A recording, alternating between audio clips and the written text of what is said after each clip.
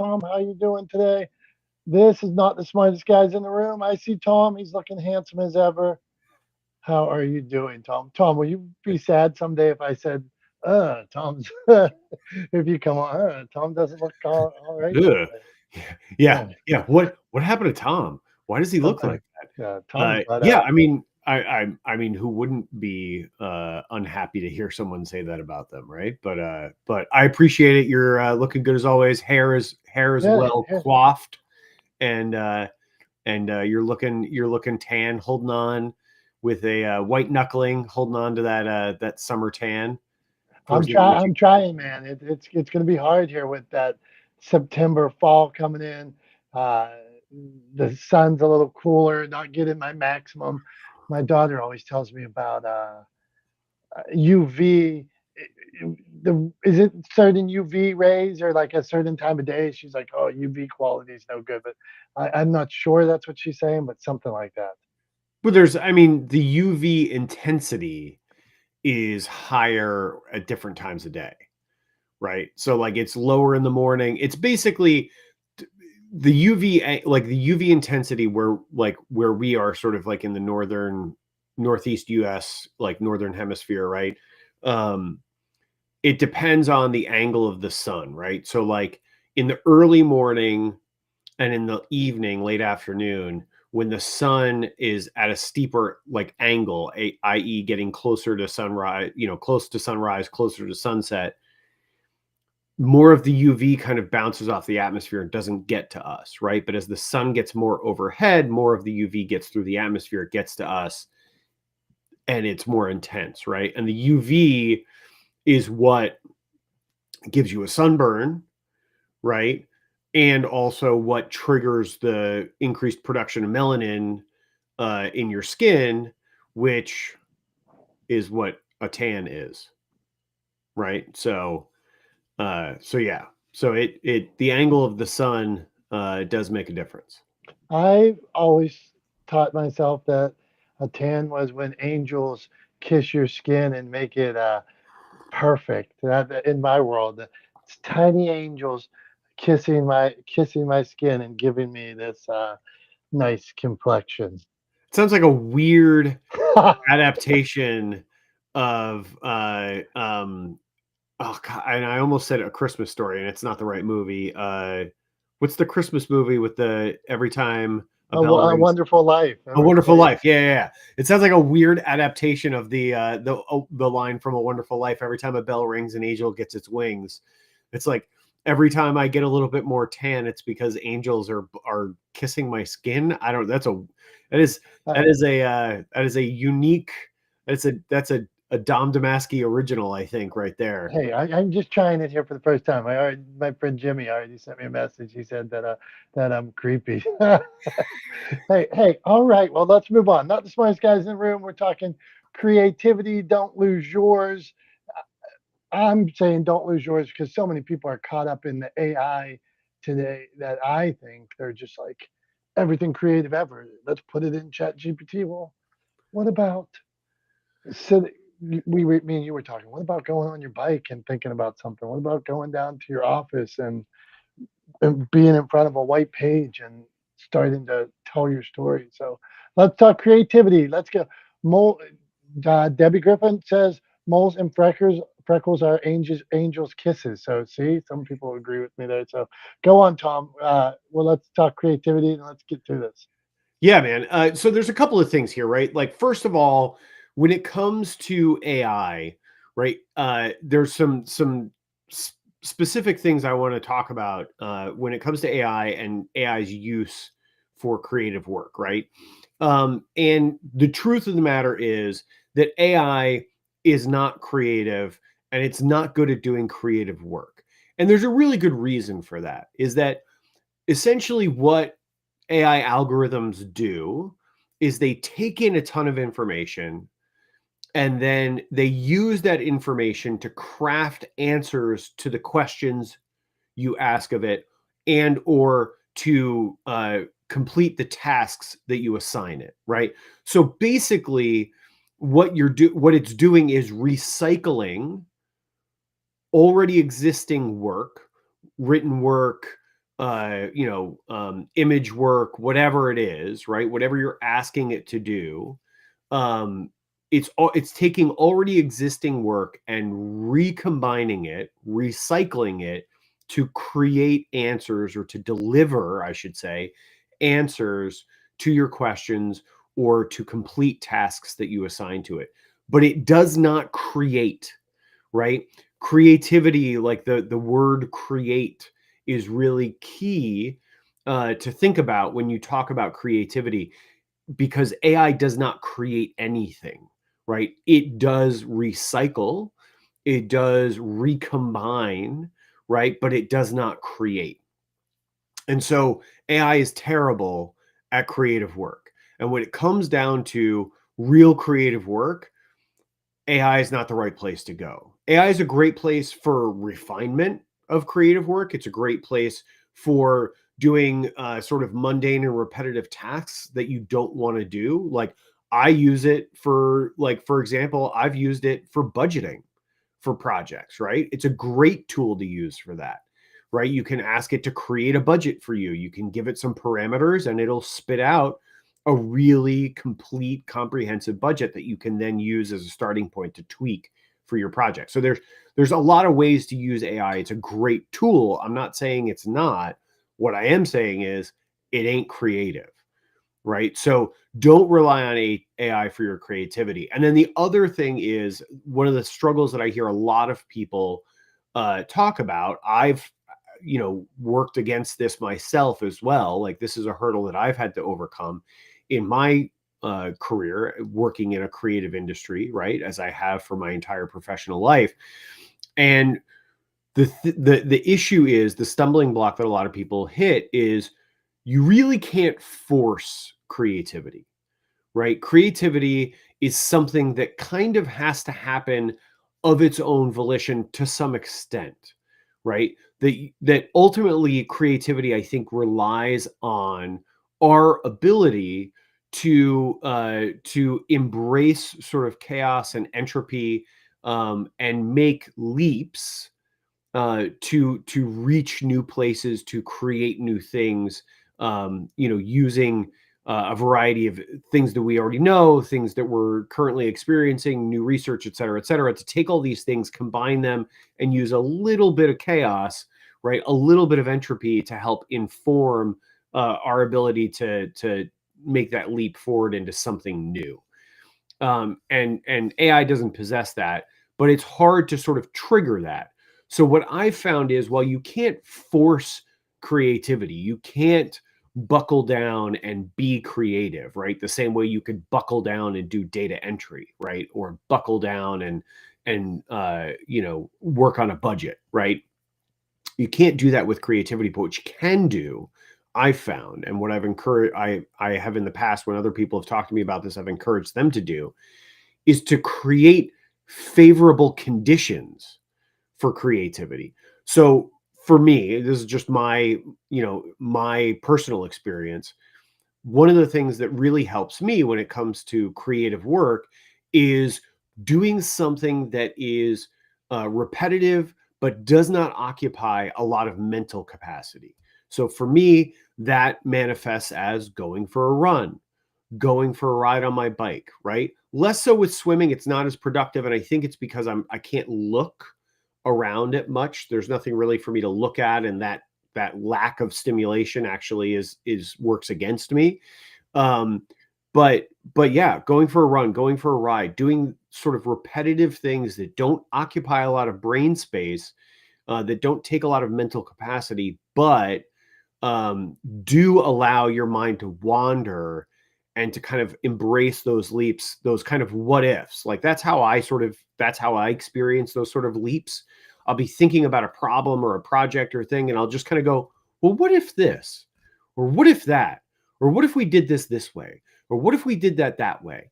And I can kind of think through the problem and think through the solution and come up with something novel as a result of going through that process. So that's the way I sort of foster creative work and creative breakthroughs for myself. So while I acknowledge you can't really just buckle down and tell yourself to be more creative and find success that way. I think you can, under pressure, create circumstances that are favorable to creative thinking, and then use that to your advantage to be able to deliver creative work on a deadline. And that's the thing that I think a lot of people really struggle with, is they have a hard time meeting deadlines, making those dates with their creative work, because they don't understand how to sort of foster it and how to trigger it. And so that's my take on it. So what do you think, Tom? I know you work with a ton of people. You work in a creative field as well. In publishing, you work with a lot of authors, and I'm sure a lot of them struggle with like staring at a blank page. Yeah. Yeah. You said that. That's probably and Debbie's written, Julie's written some books here. So, yeah. I think for me, the thing that I would suggest or try to help is control as many variables as you can. So, like, if where I am at right now is my office, it's my studio per se. It is where I sit a certain way, I look at certain pictures, I look at things that inspire me. I am in a quiet place, I am away from other activities. I have certain days of the week where I call, I've said it on here before, I call Friday Creative Friday. I quit taking calls at a certain time. Even though making money or having more calls or whatever could help me, I quit taking calls at a certain time. I call that Creative Friday. And usually at that time, I am in this space or in another space that I've chosen to where I can create at best. So I've had authors who pick a chair in their house, they go to a space in the library, uh, they go for a walk, but finding that space where all of a sudden for you, like Tom said, if it's riding your bike, yeah, riding your bike. I Cutting grass is one for me. I can cut grass, and that, like you said, mundane.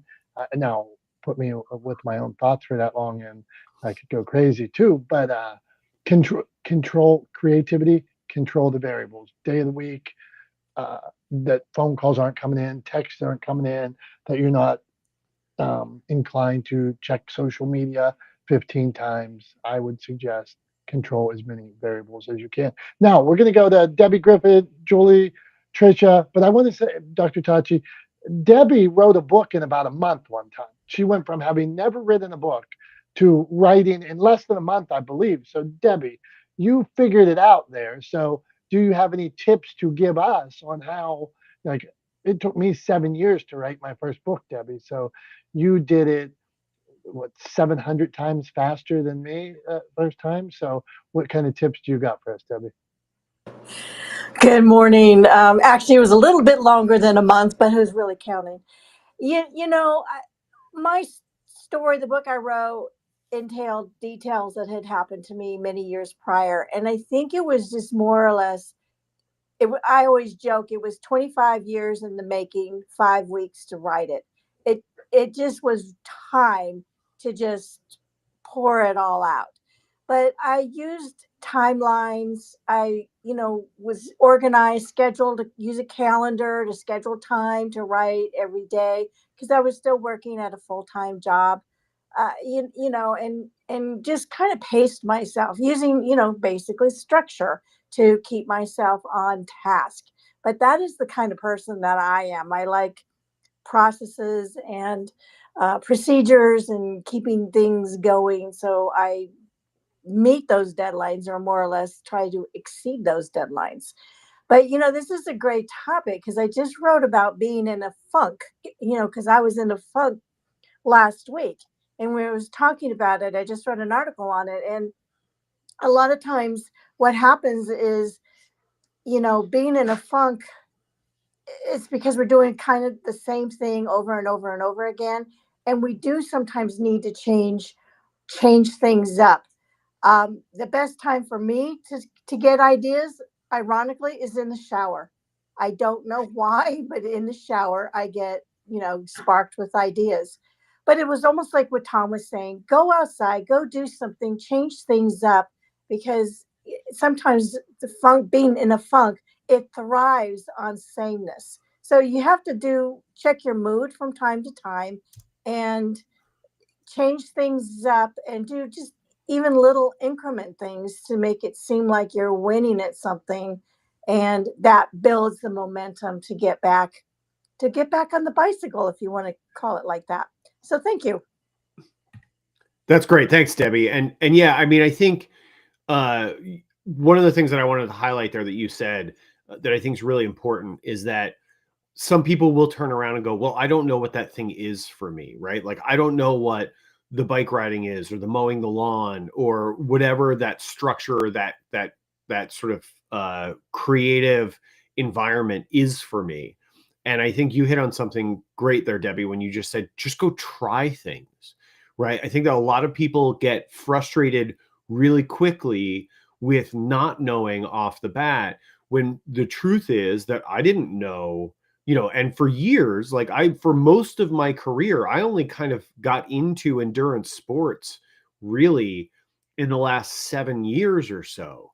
So like prior to that, for the first like 17 years of my career, endurance sports weren't an outlet for me. To be perfectly honest, what it was for me, it was kind of similar, but also uh, opposite. But often when I got stuck on a problem, I would go walk around the block and have a cigarette. Like that was sort of like I had to remove myself from the situation, get away from my desk, get out of the chair, move, and just kind of like have 5-10 minutes to just think through something. And that's the way I would do it. So it's kind of opposite. Now I go for a run. I used to go have a cigarette. So kind of polar opposites, but in terms of like behaviorally, it's sort of similar, right? It's a mundane task, doesn't take a lot of brain power, right? I'm moving. So I was walking, now I run, but like there are some similarities there, as opposite as it sounds. But I just wanted to highlight that, Debbie, I think that was a really good point. Is just try things. And if it doesn't work, like what's the worst case scenario? You went for a walk, like, oh no, so I mean, I don't know. I think that was a great point, Debbie, and I just wanted to highlight that. What do you think, Dom? I'm in this idea of creativity here, and as you said, try it, go for it, right? So thinking of these ideas is so fun. How many of us have 1,000? I have 1,000 ideas, right? And having ideas is fun, and we get caught up in I'm going to start a lima bean company. I'm going to start a flower company. I have a million ideas like that. But and then some people are like, well, I'm not going to do anything. I have this idea. So, like Tom said, try it, and then I want people to see it through to completion. Meaning, nah, you don't have to start the lime bean company, but take it one step farther, one step farther. Okay, I got an idea. Write it down on paper. I got an idea. Look something up. And then just keep moving it. I'm always talking about moving it forward, moving it forward. But I have idea. Oh, that would never work.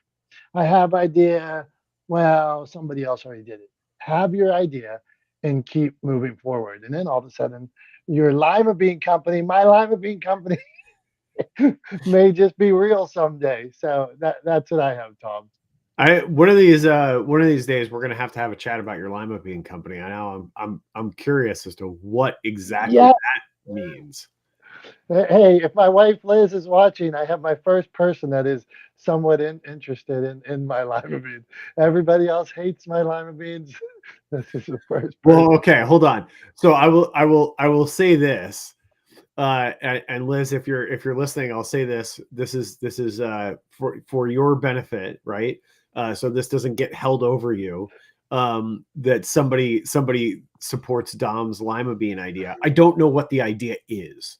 I'm just curious because who talks about a lima bean company, right? Like I've never heard anybody say that sentence before, or that phrase before, my lima bean company. So like that got me curious. Once he tells me the idea, I might think it's a terrible idea. So I might be on Team Liz once you tell me the idea, but I just wanted to give that sort of proviso. I don't know what this is yet. Okay, we're good. We're good. Not the smartest guys. We're talking creativity, talking lima beans. We're talking how to be creative, where to be creative. Julie Loken, the founder of Creative Con, an event that believes entrepreneurs use creativity in a million different ways. Julie, any tips on being creative from you? Yeah, I can't get over the lima bean thing, to be honest. Dom, come on, lima bean company, that is hilarious. Well, see, Lima. There's I more mean, to. Yeah, lima beans are the food that all kids hate, that for they now. push to the side or give to the dog under the Jim, my table. friend Jim Aj, don't tell Liz we're talking about my lima beans. This is real. I'll be in my basement doing it soon. Okay, How do you make money off of I lima don't beans? know all that yet. Julie, give us some ideas about being creative. What do you got? Well, it's like really getting into that flow state, right? When you are just doing the thing. I know I am just exuding creativity when it's just like feels like a download from the universe and I don't know where it's coming from but it feels so good, so right. And getting into that, I find when I'm at my computer, like everybody was saying, and you're in that fixed mindset and you can't force it, like everyone said. And I also find when I tap into just daydreaming, let my mind wander, and also just doodling. I always have a pen in my hand and I have notebooks of just doodles. I don't know why that helps me with my creativity, but that's all I got. And I can't wait to hear more about the business plan for the Lima Bean Company. Hey, will do. I I put note. I would suggest if people aren't, put some notebooks by your bed and around your house and stuff like that. If you got ideas, write them down. But Tom, what do you got on this? Tom says Tom's going to get nerdy. He says we're in the back channel. He said he's going to get nerdy. So, oh my goodness, go on. Wait, when is Tom not nerdy though? With his big words. And his big head. Go on. All right. Well, I'm gonna throw some more big words at you there, Julie. So buckle up. Here we go. All right. So this just when Julie was talking about like that sort of that feeling of like getting a download from the universe, right? So here's what I think that is, right? When I was in college, I studied psychology and I did a little bit of work in cognitive science. And my senior project was studying the effects of punctuated equilibria on evolution. And so what that means basically in layman's terms is There we go. Everybody, write that down. I told you. So what that means basically in layman's terms is, we think of evolution generally speaking as like sort of like a steady 45-degree angle on a line graph, right? Like we think of evolution just kind of like going steadily up, up, up, up, up, right? But there's a theory that evolution actually takes place in sort of leaps and bounds, right? That there are long periods of sort of plateaus in evolution where, like, relatively speaking, species are unchanged. And then an event happens, right? Some sort of event happens in the environment that triggers an evolutionary adaptation, right? That sort of highlights one mutation's ability to survive, and then that mutation takes over sort of precedence or priority in breeding habits, and so we see it more. It becomes more prevalent in the grouping, and so all of a sudden we see a sharp increase in evolutionary adaptation, and then it sort of plateaus again, right? That's what punctuated equilibria refers to. And so I think something similar happens with creative work and with creativity. And what I am doing, what I believe I'm doing, and what I think a lot of other people are doing when they get into what they call flow state, right, is basically I'm creating an opportunity where I'm doing a task that doesn't use my full mental capacity and creating the opportunity for my mind to wander, right? And what happens is, as my mind starts to wander and I start having a bunch of different thoughts, what I create is, in essence, in my thinking, in my creative thinking, a moment of punctuated equilibria, a moment that enables me to sort of leap forward in my thinking, in my creativity, and sort of create something new, right? To kind of take that leap forward in my thinking. And so that's when I was talking about embracing entropy earlier, right? That theory that like a little bit of chaos is a good thing. So similar kind of thinking that basically enabling my mind to wander allows me to stumble onto a problem or an issue or a thought that forces me to take a leap forward, that triggers that sort of punctuated equilibrium. And all of a sudden, you see this rapid acceleration in creative thinking and problem solving. And that is what we're talking about when we talk about that download, right? That's what the end result of when we're talking about flow state, that's the end result that we experience, right? What I think it really is creating opportunity for us to embrace this kind of thought that punctuated equilibria kind of supercharges or accelerates adaptation and or in this case creativity. So that's kind of my thinking on it. So like I said, I was going to get a little bit nerdy. I warned you in the back channel, and you know, Julie said she was expecting me to throw out some big words. So hopefully I satisfied that. But that's my thought. I think it's kind of related. Punctuated equilibria. Dom needs to translate this now. Okay, I'm gonna. Let's. I don't even know. I'm reading down at what Jason said he wanted to add. So, Jason, you wanted to jump on that. Then we're going to Trisha and Dr. Jason. Quick thought on what Tom said. Then we're going to Trisha and Dr. I want to challenge Sean just on his verbiage. If you took out that word creative and all that dissertation you said, wouldn't it be better to say to construct? Because you're losing. It lost my attention. I'm like, oh, dude, that's just like, well, where are you really going with this? You know, where's the clear point? Because people just they glitch out. You know, so would it be better to say to construct? You know, instead of using the word creative so much? Tom, I mean, go on. I mean, I don't know. Maybe like I'm not exact. If you said if there was a specific place where you thought it would have been more appropriate to use the word constructing rather than creative, then maybe. But without like, I don't know, without a specific use case or example, it's hard for me to say. Just generally, What does the word creative mean? Let's get down to the nitty gritty.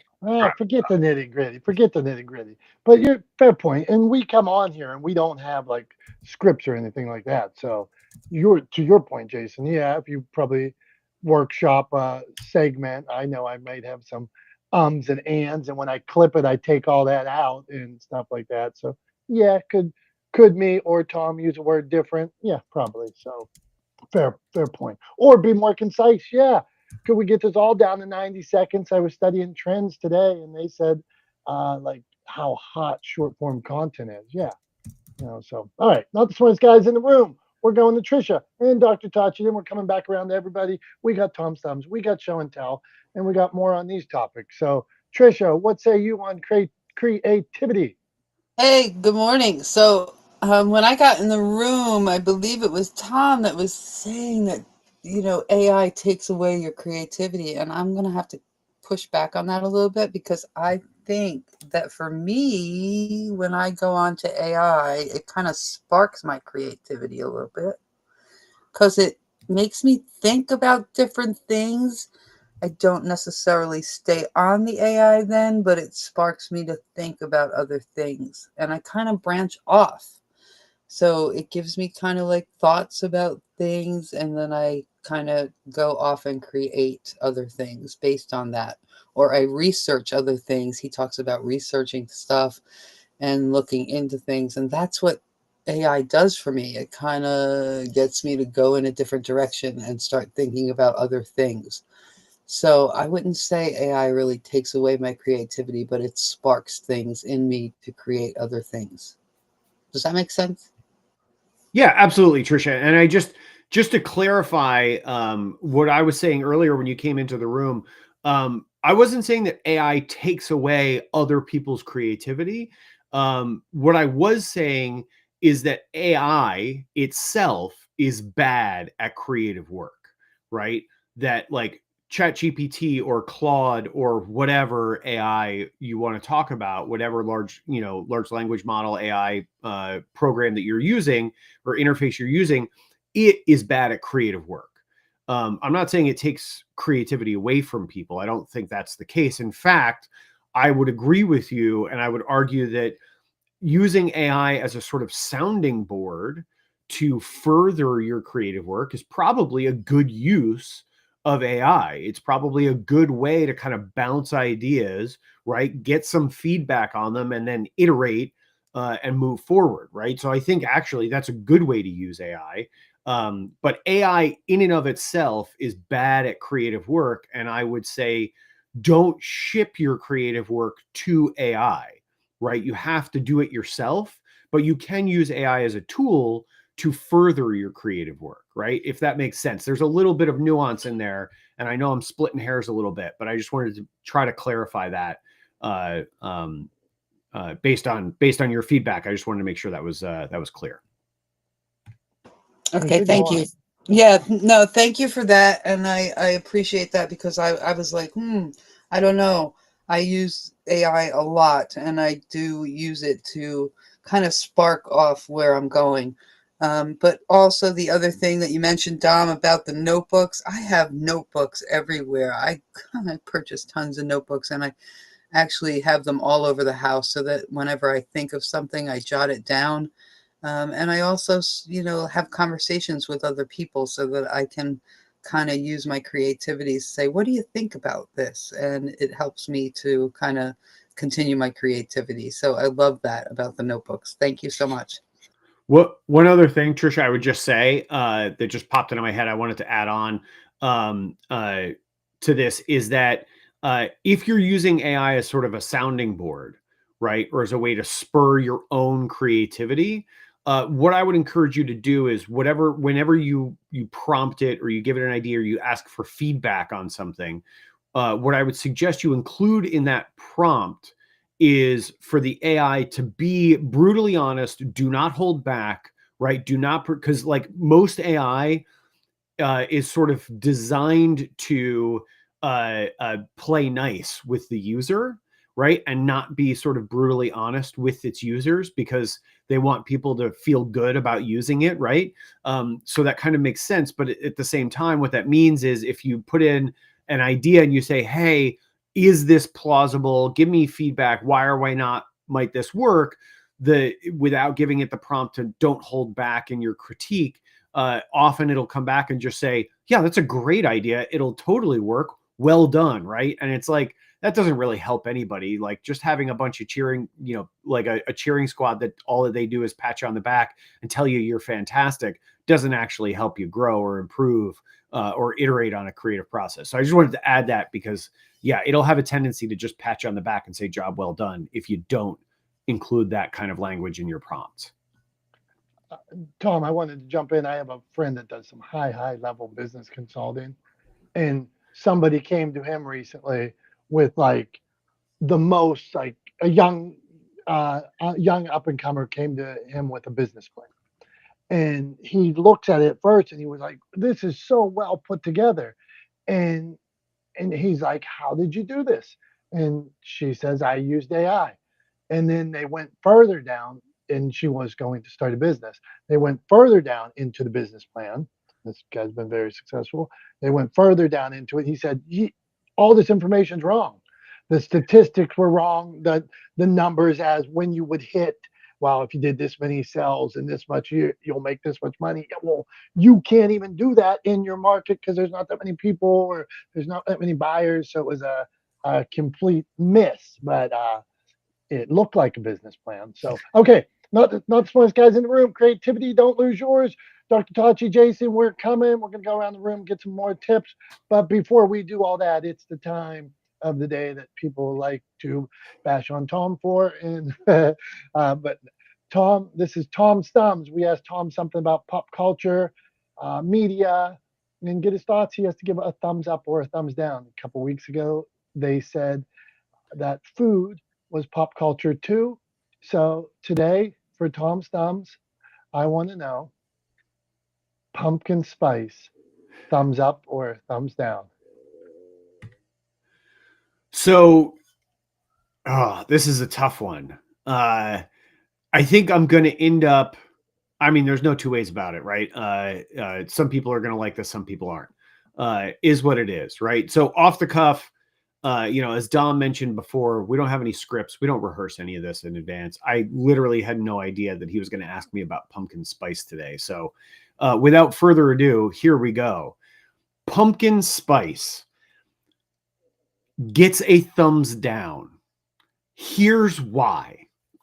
Pumpkin spice as a flavor combination is kind of a bit of a misnomer, right? Because there is no pumpkin in it. It is simply the spice blend that is typically used for pumpkin pie, right? So it's cinnamon, nutmeg, a little bit of allspice, right? So a combination of spices that typically would go into pumpkin pie.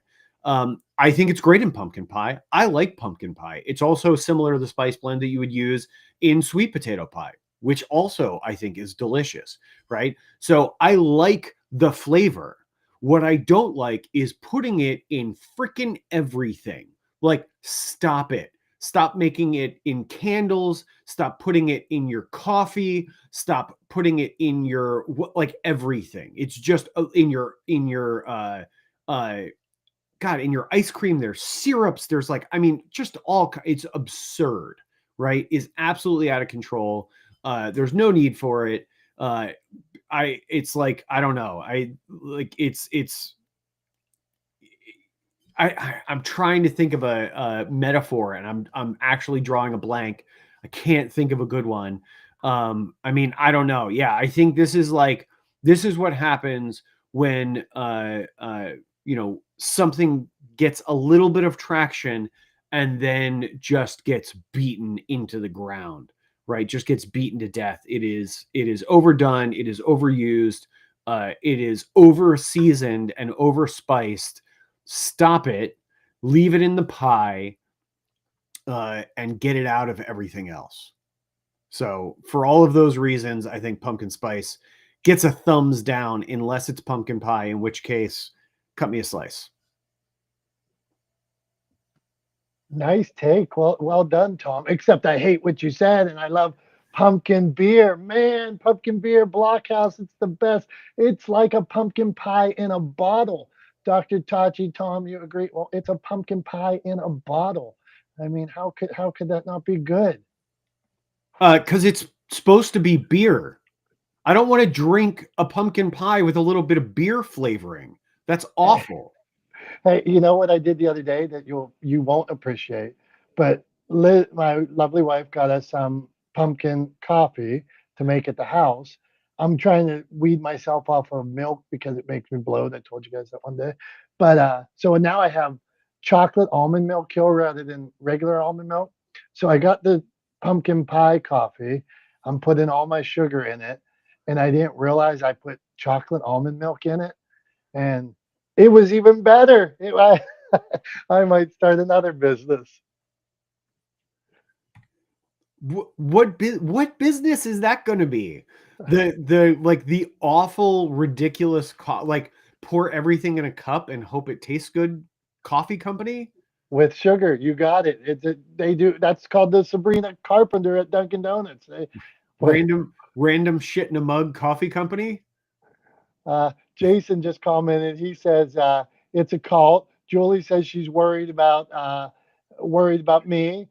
Soma says pumpkin spice people are a tribe. Well, we got some people walking around with pumpkin spice shirts on. Hey, I have a marketing idea where it's like give people what they want.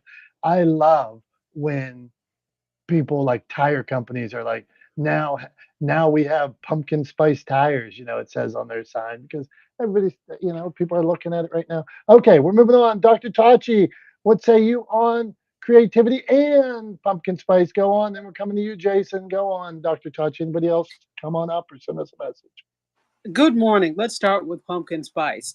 I love the flavor of pumpkin with the spices, as I said, and the thing, but it's become overly commercialized. And I think the thing that makes me detest it is because the pumpkin spice comes with the stupid fashion, the stupid people, and the stupid music that comes with. I can't stand it. So, like Tom said, leave it for the. Are you, Dr. Tachi, are you saying you don't like Counting Crows? That's like the kind of music that pumpkin spice is. Come on. Pumpkin spice is cool.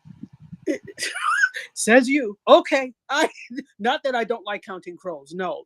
It's that people the stupid people who like the whole pumpkin spicery, that's what it is, the pumpkin spicery of it, have gravitated towards music like Counting Crows. They messed it up. So, sorry. You're good. Now let's hear creativity. What do you got? Yes. So this is something for me.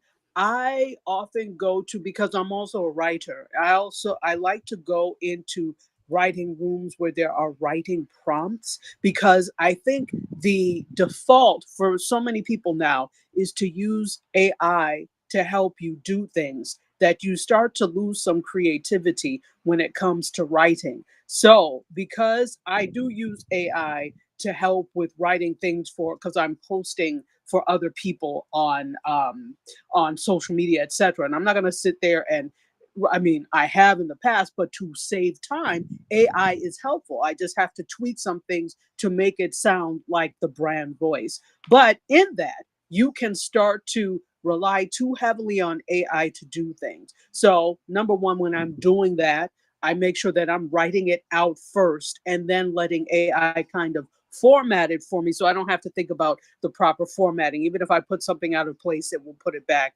in place. Then number two, in terms of my own writing and creativity, I like to go into, a friend of mine does a writer's room in the mornings, and she'll give a prompt, and then we all just have to write about it. That helps with my creativity so much, because it's the same reason I write in cursive all the time, because I don't want to lose that, because it's easier to type or print something, right? So that's my tip.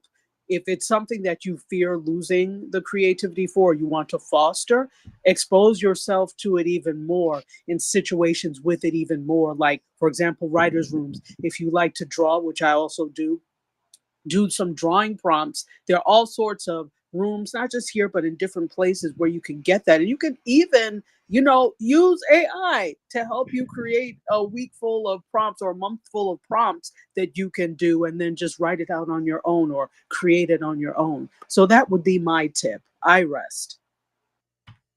I mean, I think those are all great suggestions, Dr. Tachi. And I think it's one of those things that, like any other work, right?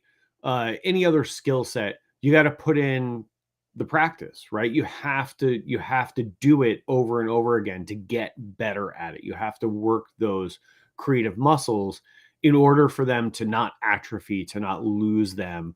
And I think those are all great suggestions on ways to do that. But I think that's one of the important things, is that creativity, just like any other exercise, right?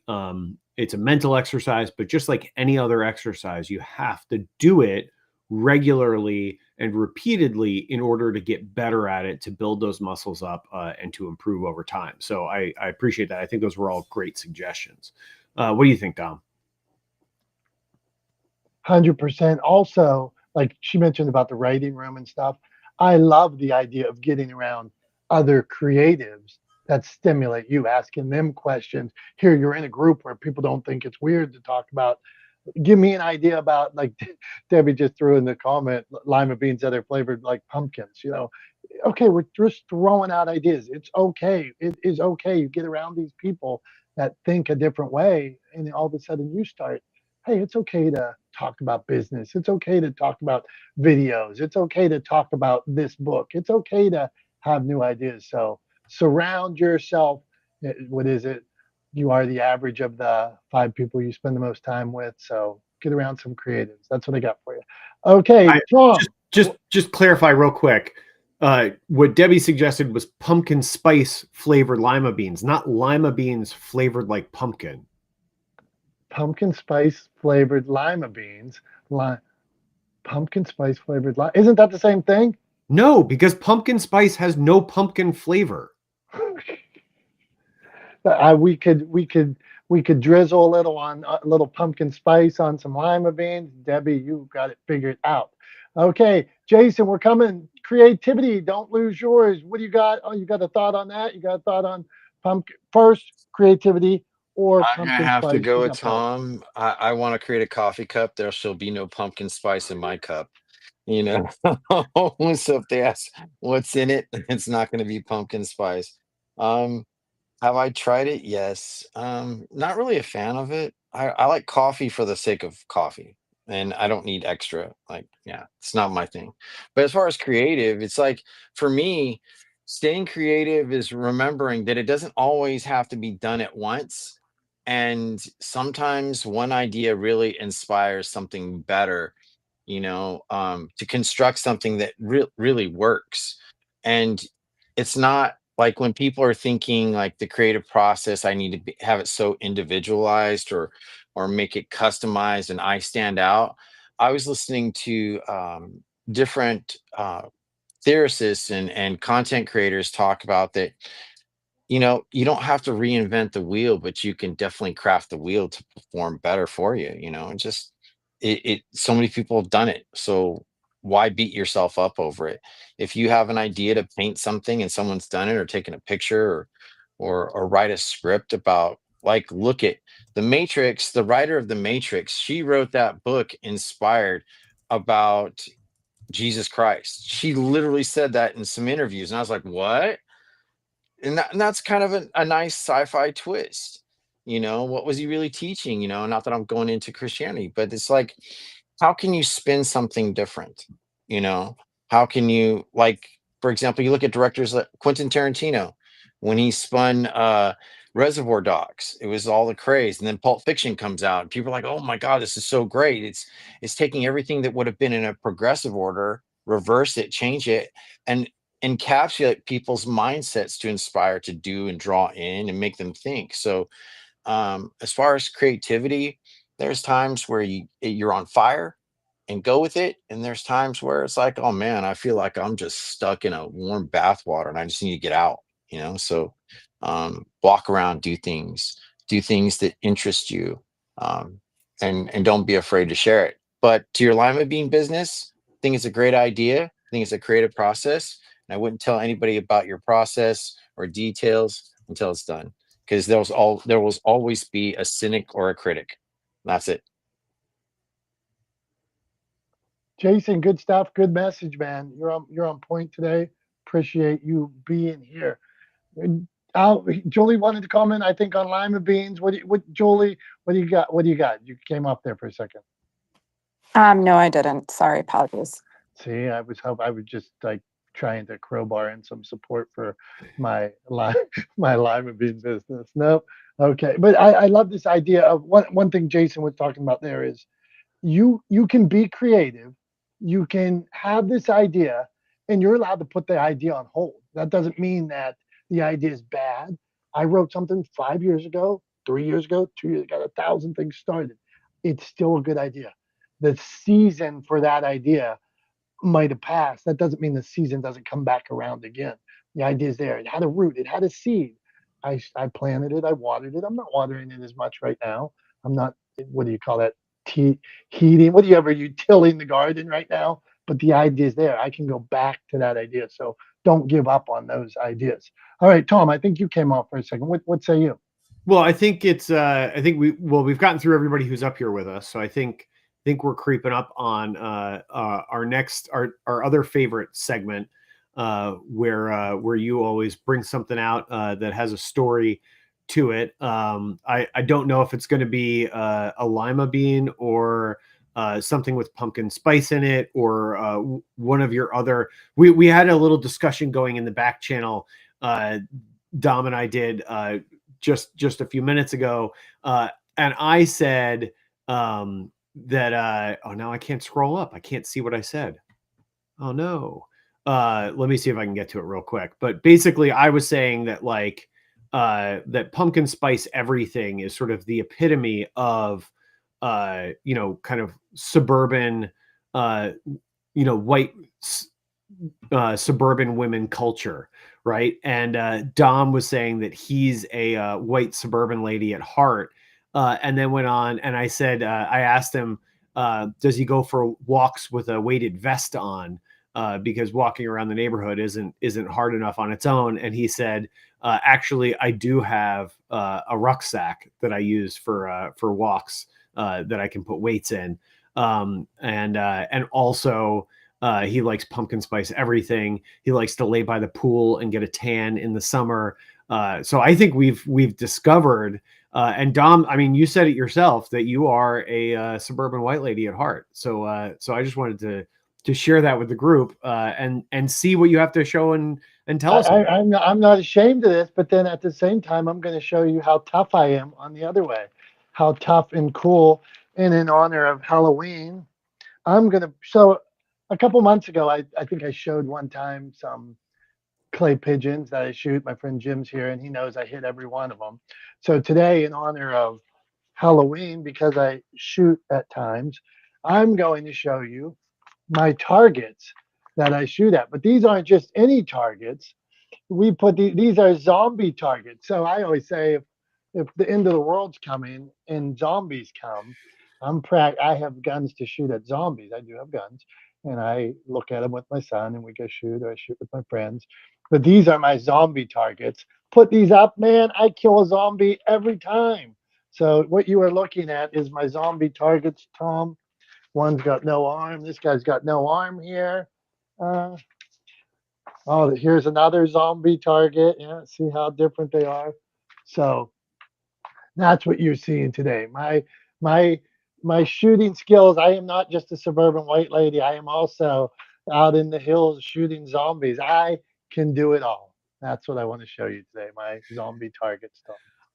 So I appreciate that. I like that. I mean, I also do some target shooting, like to do skeet shooting, right? It's a good time, it's fun, it's a good challenge, right? It's good hand-eye coordination, all those things. But I have a question about one of those targets there. And specifically, I want to know, why is that zombie dressed up like a court jester from the Renaissance fair? Like, what is happening there? Is that, I mean, like that is peak suburban white lady zombie target, right? Like, you just got back from the Renaissance fair, or you're at the Renaissance fair, and the court jester got bitten and becomes a zombie, and you got to put him down. Well, I have an answer for that, and Okay. Dr. Tachi's asking too. You guys obviously don't know anything about zombies, because when the zombie apocalypse comes, the disease hits everybody all over. So yeah, there's probably people at the Renaissance Festival that were dressed as jesters, So and are there's we? probably bride and grooms that the zombie bug took over them too. So of course there'd be jesters and bride and grooms.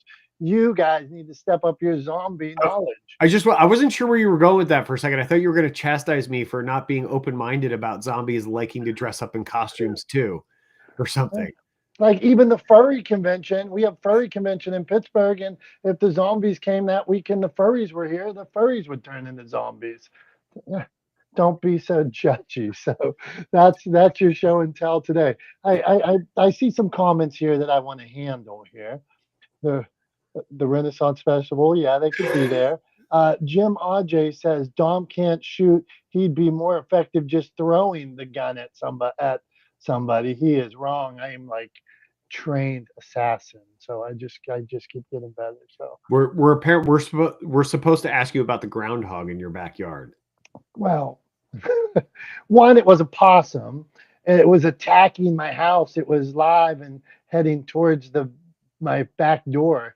And this was before I knew that possums were good for the environment. So I had to keep it from entering my back door. And I live in like a residential neighborhood, and there's a college near me. So I took out one gun. I missed it a couple times. I don't think it was the right gun. Then I took out another gun, started shooting in the backyard. Some like handguns, then like a small AR, and then another gun, and I'm like aiming down towards like the college. But finally, I didn't realize that this possums have a small brain, so even if you hit it, you're not killing the possum, because the brain, it's still alive and moving, and it was attacking my back door. So, to Jimmy's aunt's question there, I did finally rid our earth of the possum that was trying to break into my house, but it did take a couple shots. I'd be willing to guess. Just going to take pardon the pun, take a shot in the dark here. Kind of like what you were doing when you were trying to hit that possum, apparently. But I would bet that if it was attacking your back door, right? And your back door is a sliding, just for everybody's reference here, it's a sliding glass door, right? Patio door, right? Very common. I would guess that it was doing that because it could see its reflection in the door. I would guess that if it was attacking the door, it probably was attacking it because it saw its reflection and it thought it was another possum. And I'd be willing to bet that if you just, messed around with the light a little bit, or, kind of turned the lights on full or something like that, it might have just realized that there was no other possum there and kind of wandered off, without you having to endanger the buildings down the road at the college by taking pot shots at it as it ran away. So anyway, that's my thought. Yeah, maybe Jim's right. Maybe you should have just thrown the gun at it and scared it away. Well, I took care of that possum, and that's all you need to know. So, okay, before we get to wrap up, what do you think, Tom? Can we get one more 20-second tip from everybody on creativity? I think one sentence. Just give us a One one sentence on sentence. creativity. If you pause, you don't go. So Jason's thorough. So we're starting with Jason, Julie, Dr. Tachi, Trisha, Debbie. Go on, Jason. One thought on creativity. Go. Go with an idea and don't ask others' opinions. Yeah, there you go. Good stuff. Julie. I can't even lima beans. She loves lima beans. Go. Dr. Tachi. Don't look at it only as a way to make money. Great. Trisha. Show up and listen. Well done, Debbie. And if you get stuck, change your routine. Well done. I'm going to just give it a go for it. And Tom, what do you got? Wrap us up. Give us your thought. Give us your tip. What do you got, Tom? Put it all together. Pumpkin spice, zombies, guns, creativity. I don't even know, man. So what do you got for us? Well, so as the I'm going to take longer than a sentence, but I feel empowered to do that as the co-host of Not the Smartest Guys in the Room, as one of the not the smartest guys in the room. That's some fantastic English right there. Anyway, here's what I got for you. What I'm going to do is I'm going to give you a tip in the form of a little explanation on how I went through the process of writing my book. And the reason why I want to share this is because I, like many other people, when it comes to writing, I have a really hard time, and writing is like kind of one of the best ways to embody this for me. But I have to start with something. I cannot start from a blank page, right? Some people can sit down with a blank page and it just kind of flows out of them, right? Some people can do that. Some people can start with a blank slate and create from there. I'm not good at creative work that way, right? I have to have a starting point that spurs some thought, spurs some creative ideas that allows me to kind of move forward. So here's how I used that to my advantage to write my book. And credit where credit is due. This was not my idea. This was the idea of my publisher. And so she gets full credit for this. World Changers Media. She's great. She gets full credit for this idea. But Dom and I have talked about this before, and it's something that I think he's done something similar with some of his authors. So apparently it's a publisher's trick that I didn't know about. So anyway, here's what we did. Because I have this difficulty with overcoming that blank page, and I get sort of caught in a circle of repetitive non-work, right? Trouble getting started, failure to launch, so to speak. What I did was we first, created the outline for the book. So there was structure, which is not really super creative, but that's something you can just kind of buckle down and do, I think. So we wrote the outline of the book, kind of created the backbone of it, the structure of it. And then we went through, and my publisher took the time to basically interview me on each sort of section of the book, ask me questions, have me explain to her my thinking on things, and tell stories that supported my thinking, that explained how I got to those conclusions, right? What we then did, we recorded all of those interviews. What we then did was transcribe those interviews, right, using AI, and then use those transcripts. I use those transcripts to actually as the sort of starting place to write each chapter, right? So that was so over the course of a year, every week we sat down for like 90 minutes to 2 hours and talked. And I was interviewed on the subjects and the stories and so on and so forth, and went through and then used those transcripts to write the book. And that's how the book got written, right? So if you struggle with kind of having like if you struggle with getting started with creative work, don't be afraid to embrace a methodology that sort of seems outside of a direct line forward in that pursuit, right? So the interviews seemed tangential to me at first, but the more we did it, the more it made sense, and the more quickly we were able to sort of construct the book out of these transcripts of these interviews. So that would be my suggestion: is don't ever hesitate to find something that you can use to sort of jumpstart your creative work, right? Do an interview, bounce an idea off of AI, talk to a friend, write something down, reread it back to yourself, whatever the case may be. Whatever works for you is what works for you, and it's great. So that's my suggestion. That's my tip. Use it at your own peril. Hopefully it helps. And if it doesn't, sorry in advance. So that's all I got for this week. We'll leave it there. Thank you guys for all being here. Appreciate you supporting me in my solid thumbs down of pumpkin spice everything. Leave the pumpkin spice where it belongs, in the pumpkin pie. So thanks for your support on that. And we appreciate you guys. We love you guys. You guys are the reason why we do this every week. For Dom, I'm Tom. We are not the smartest guys in the room. And until we see you again, we hope all of you have a great rest of your week and a great weekend. We love you. We appreciate you. We thank you. We'll see you soon. Bye-bye.